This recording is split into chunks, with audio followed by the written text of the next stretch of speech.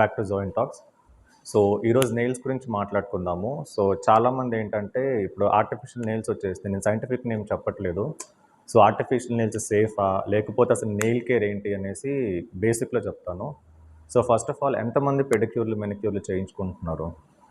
చూడండి, ఈ మధ్య చాలామందికి నెయిల్ డిజార్డర్స్ వస్తున్నాయి. అంటే మీరు ఆర్టిఫిషియల్ నెయిల్స్ పెట్టుకున్నందువల్ల నేను చెప్పను, బేసిక్ మెయింటెనెన్స్ లేకపోవటాన.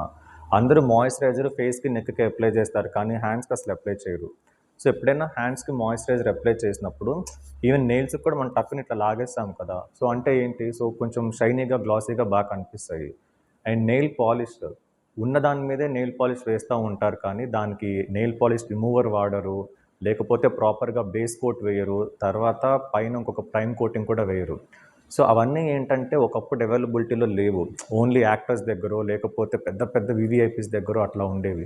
ఇప్పుడు అందరికీ అందుబాటులోనే ఉన్నాయి కదా, ఏముంది ఆన్లైన్లో ఆర్డర్ పెట్టినా వచ్చేస్తూ ఉంటాయి. So first of all basic పెడిక్యూర్లు మెనిక్యూర్లు చేయించుకోండి మనకున్న నెయిల్స్ బాగుండాలి అంటే.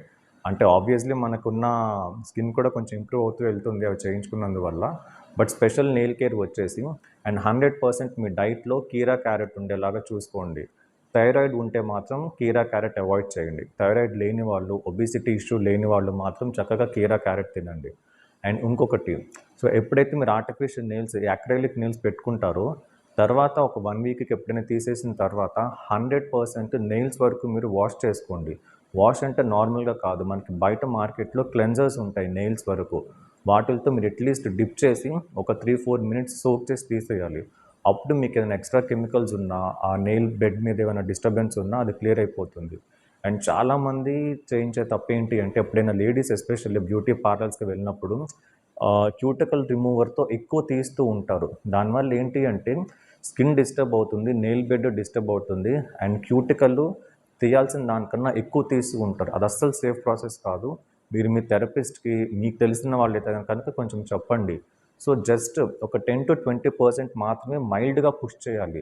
చాలామంది మంచిది కదా అని చెప్పేసి కంప్లీట్ డిస్టర్బ్ చేస్తున్నారు. దానివల్ల మీకు ఎప్పుడైనా ఒక నెయిల్ ఇన్ఫెక్షన్ వచ్చే ఛాన్సెస్ ఎక్కువ ఉంటాయి. ఎందుకంటే చాలామంది క్లయింట్స్ని నేను చూస్తూ ఉంటాను కాబట్టి మీకు చెప్తున్నాను.